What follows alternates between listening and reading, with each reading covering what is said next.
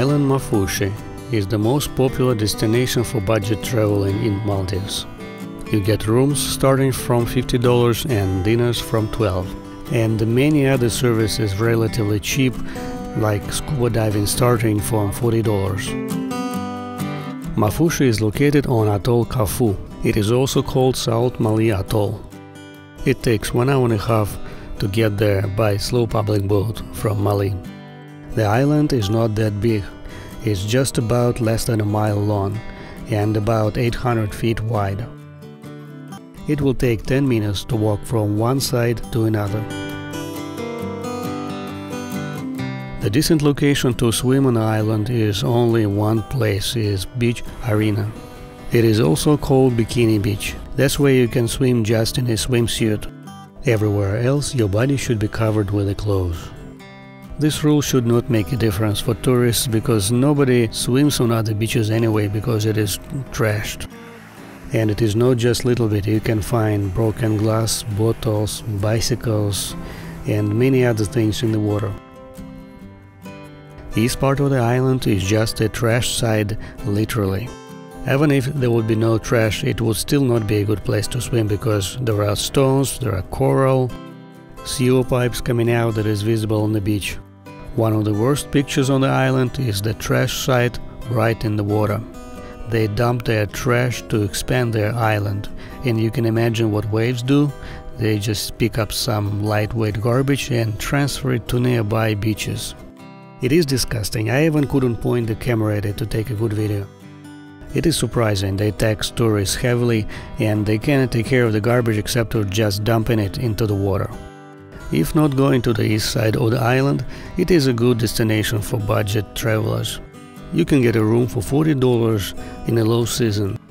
And if there are two of you, it's only $20 per person. Where can you get this kind of pricing? And if you want breakfast and dinner, it will cost you $20 extra per day. That's just a minimum pricing in every cheapest American city.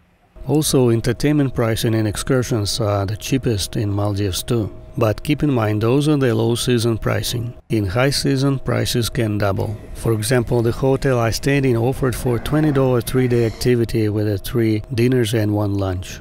Keep in mind, if you are staying on a resort island, you're more likely to pay for the same excursions 5-10 times more. Yes, it might be called private tour, but why would you care for 10 times more?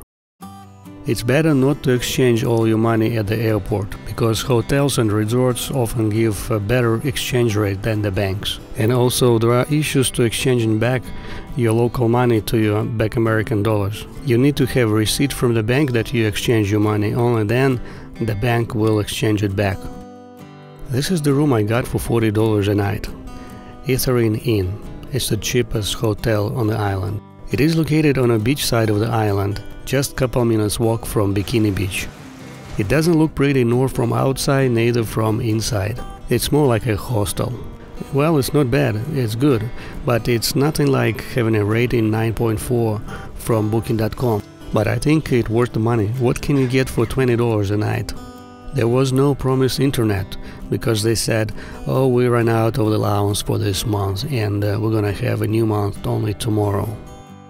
When I look at their kitchen, I lost appetite. They provide a free breakfast in the morning, and if you want to, they can give you a 3-course meal throughout the day. I booked in advance with the breakfast and dinner, so the breakfast they said is gonna be here, served in this location, but dinner they said you will need to walk 7 minutes for a different hotel. The room wasn't in excellent condition. It needs some repairs, but I think it's worth $40 a night. There was another problem. The owners were smoking in the hotel despite non-smoking rule. So after I complained, they offered me to go to a different hotel they owned, and it was much nicer. They said these rooms cost $5 extra, but they agreed not to charge me anything extra.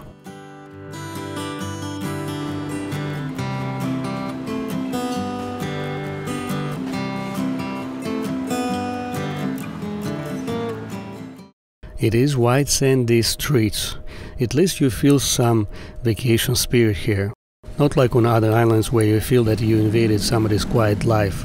Here at least you see shops and some good atmosphere for your vacation. It started to rain, but it was comfortable to swim. My name is Sagun Katwal. It's nice to meet you.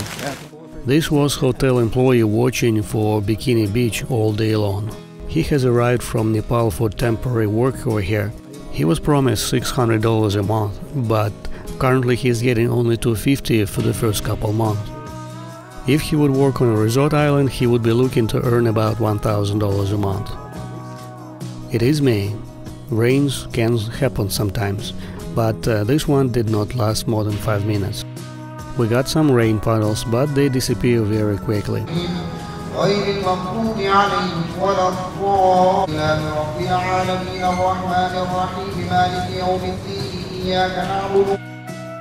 It is the beginning of May, and you can see there are very few people. Restaurants are empty, hotels have plenty of availability, and it is the most touristic island in entire Maldives. The weather, beach, water, all very nice.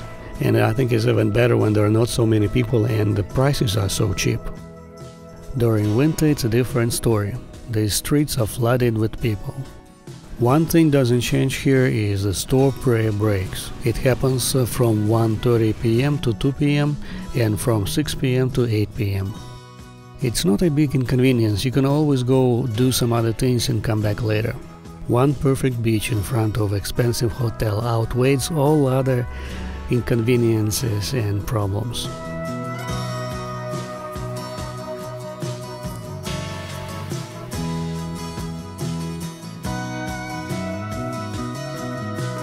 Beach shacks don't close for prayer breaks, but they have higher prices. For example, coconuts. They charge $3 per coconut. However, at the hotel I was able to get for $2 each. There is a bit more quieter beach to the right of the Bikini Beach. Although it has some stones and bigger waves, it's still a nice beach to swim. This beach to the left of the Bikini Beach. You can see it is trashed. Nobody takes care of it. And nobody swims there, even locals. However, they put these special signs, no short swimsuits. In reality, nobody bothered me when I walked in t-shirt and shorts all over the islands and many different places. In recent years, things are changing a lot for Maldives. For example, at the airport, I haven't seen anybody asking for Bibles or anything like that, or any religious materials. However, it is still prohibited to bring that in. This is a location where the sewer line coming into the ocean. And the ugly thing, not that just they dump it into the water right on the beaches, but when you can see it every 100 feet there is a pipe going out right on the beaches. Almost all islands don't have any treatment plants for sewer. Only I've seen at some location where they just starting building it, but it's not in active construction, it's just slow projects. So there is a chance you can encounter disappointment in the water. Nevertheless, the streets are crowded during winter. Europeans come in more pricey time in the high season, and low-income countries like India, they started more coming closer to the summer. I exchanged a large amount of money into local currency, but on this island particularly, you don't have any expenses in rupees. Everything is being charged in US dollars. In the restaurants you pay in dollars, in the hotels you pay in dollars. For the tours they also charge in dollars, so pretty much there was no place to spend your rupees. This is the hotel I stayed in. For some reason it was not on booking.com, but you can find it on hotels.com. I like that this hotel offering water in glass containers, because when they deliver water in plastic containers, it all sitting in the sun, and that plastic chemicals soaking, leaking into the water that you have to drink in your hotels. I observed it when I was in Mali. All these plastic bottles were sitting on a direct sun all day long.